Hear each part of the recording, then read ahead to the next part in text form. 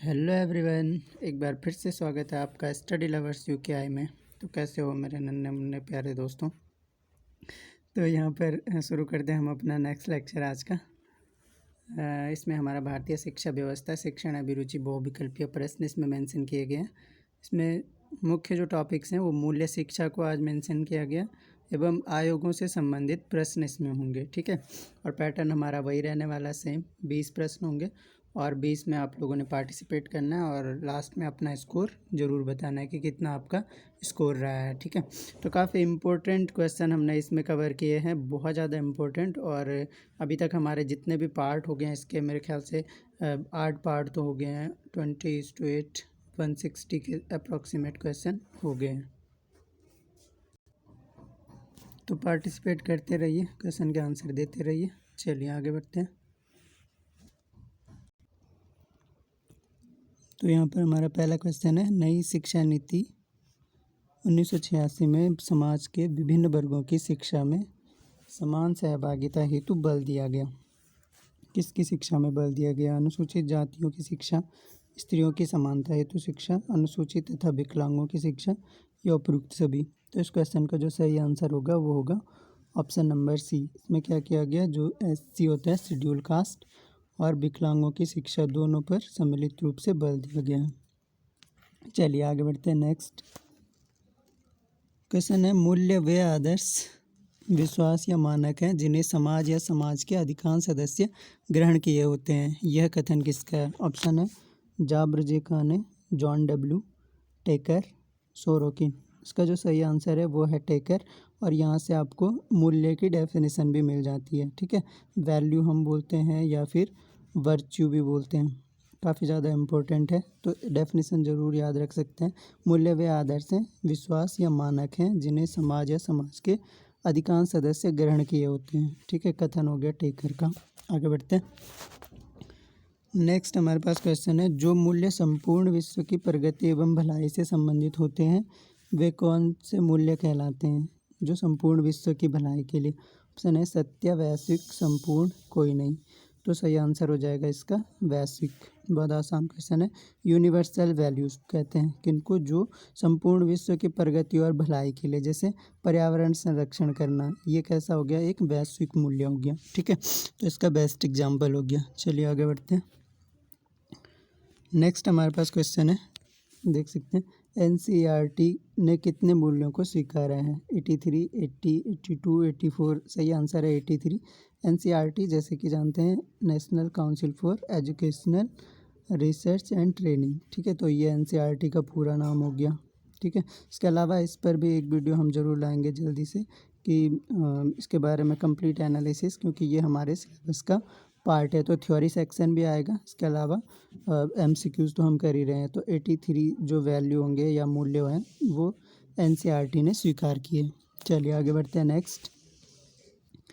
Next हमारे पास है, मूल्य हमारे व्यवहार को क्या करते हैं? क्या करते हैं? दर्शित करते हैं, प्रेरित करते हैं, नियंत्रित करते हैं या उपयुक्त सभी। तो मूल्य जो होते हैं वो हमारे व्यवहार को, सही है, सब उपयुक्त सभी सही आंसर है। दर्शित भी करते हैं, प्रेरित भी करते हैं और नियंत्रित भी करते हैं। चलिए आगे बढ़ते हैं। नेक्स्ट,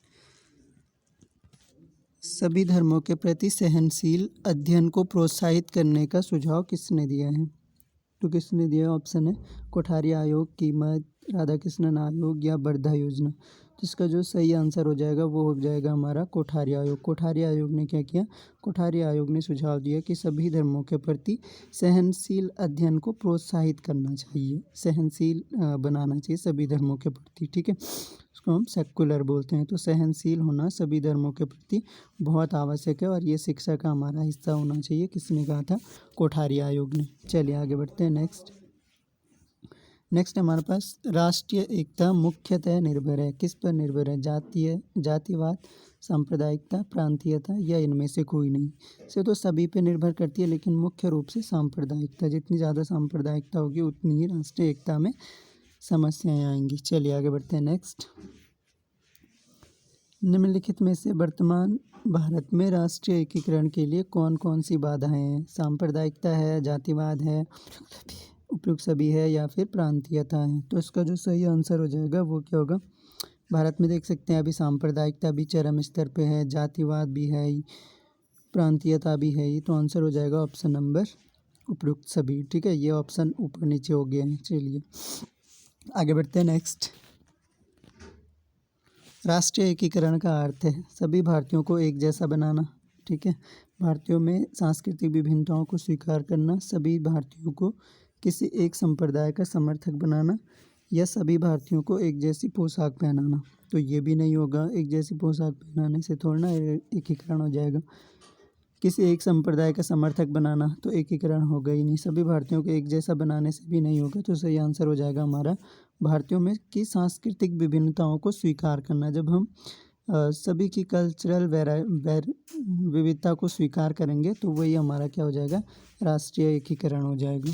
चलिए नेक्स्ट देख लेते हैं। नेक्स्ट हमारे पास क्वेश्चन है, काफ़ी ज़्यादा इम्पोर्टेंट है। ये है राष्ट्रीय एकीकरण के लिए राष्ट्रीय एकता सम्मेलन ने शिक्षा के कौन कौन से उद्देश्य बताए। राष्ट्रीय एकता सम्मेलन ने छात्रों को देश के विभिन्न पहलुओं का ज्ञान कराना, छात्रों की स्वतंत्रता प्राप्ति से संबंधित विशेष बातों से अवगत कराना, समस्त जातियों, संप्रदाय एवं राज्यों में मेल पैदा करने वाली लिखाई पढ़ाई को प्रोत्साहन करना। ठीक है, तो इसका जो सही आंसर है वो है ऑप्शन नंबर डी। चलिए आगे बढ़ते हैं। नेक्स्ट हमारे पास है, अंतर्राष्ट्रीय सद्भावना के विकास के लिए सबसे महत्वपूर्ण संस्था का नाम क्या है। ठीक है, राष्ट्र संघ श्रम संगठन, international bureau of education, united nations education scientific and cultural organization, या कमीशंस ऑफ इंटेलेक्चुअल कोऑपरेशन। तो सही आंसर हो जाएगा क्या, यूनेस्को। ये क्या है, यूनेस्को है, यूनाइटेड नेशंस की फुल फॉर्म करके लिख दिया है। ठीक है, तो बहुत बार ऐसे कंफ्यूज करने के लिए क्वेश्चन दे देते हैं। ठीक है, यूनेस्को ना लिख के क्या कर दिया, हिंदी में इसका फुल फॉर्म लिख दिया, united nations education scientific and cultural organization. तो अंतर्राष्ट्रीय जो सद्भावना को विकसित करने के लिए सबसे महत्वपूर्ण संस्था कौन सी है, यूनेस्को है। ठीक है, यूनेस्को की स्थापना कब हुई थी, ये आपके लिए क्वेश्चन है आज का, कमेंट बॉक्स में इसका आंसर बताइए। चलिए आगे बढ़ते हैं। नेक्स्ट हमारे पास है, वुड का आज्ञापत्र प्रकाशित हुआ। ठीक है, चार्ल्स वुड करके ये थे, चार्ल्स वुड। तो चार्ल्स वुड का एक आज्ञापत्र आया था। चार्ल्स वुड कौन थे, एक अंग्रेज अधिकारी थे। ठीक है, और इन्होंने भारत में शिक्षा के क्षेत्र में एक महत्वपूर्ण परिवर्तन लाए थे, खासकर अंग्रेजी शिक्षा के लिए।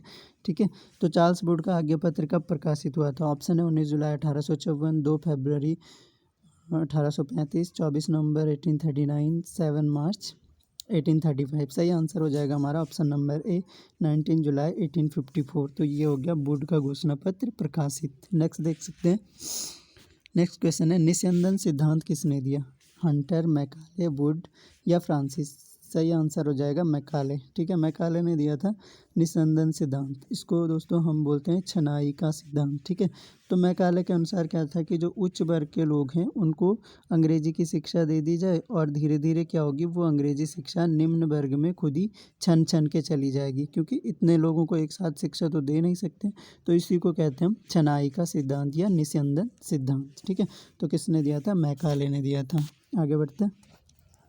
नेक्स्ट हमारे पास है, मैकाले ने अपना प्रतिवेदन कब प्रस्तुत किया, प्रतिवेदन या फिर रिपोर्ट।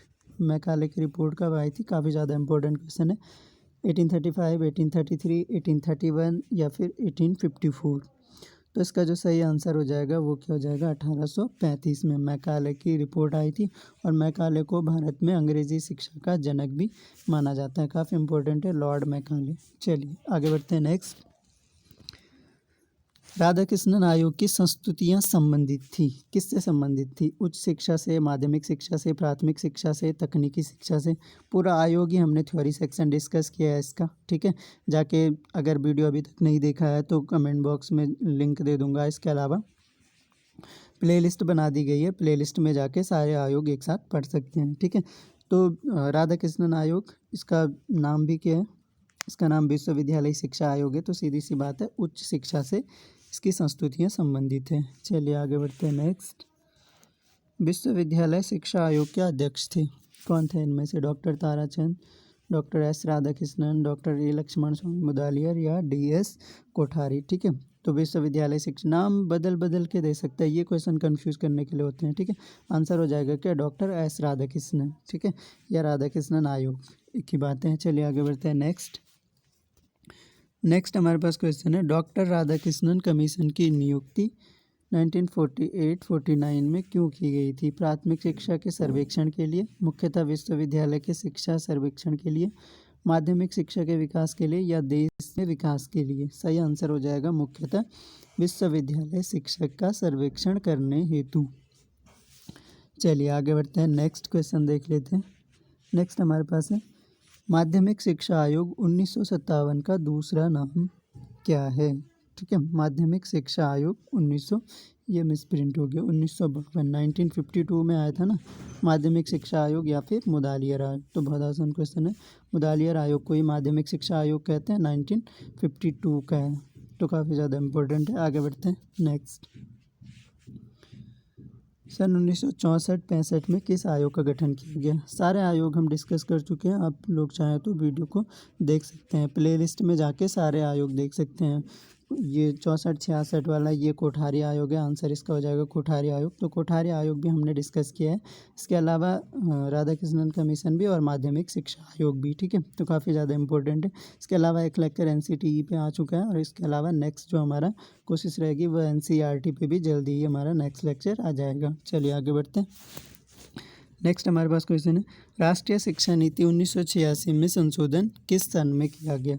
राष्ट्रीय शिक्षा नीति 1986 में जो संशोधन किया गया वो अगले 6 वर्ष बाद 1992 में किया गया। ठीक है, तो सही आंसर हो जाएगा हमारा 1992। ठीक है, तो इसमें क्या किया गया? संशोधन किया गया और राष्ट्रीय शिक्षा नीति 1986 की। चलिए आगे बढ़ते हैं नेक्स्ट हमारे पास है राममूर्ति समिति 1990 क्यों गठित हुई? विश्वविद्यालय शिक्षा में सुधार के लिए, बालकों के पाठ्यक्रम बोझ कम करने के लिए, राष्ट्रीय शिक्षा नीति 1986 की समीक्षा हेतु, माध्यमिक शिक्षा के व्यवसायीकरण हेतु। ठीक है, तो 1986 में क्या हुआ था?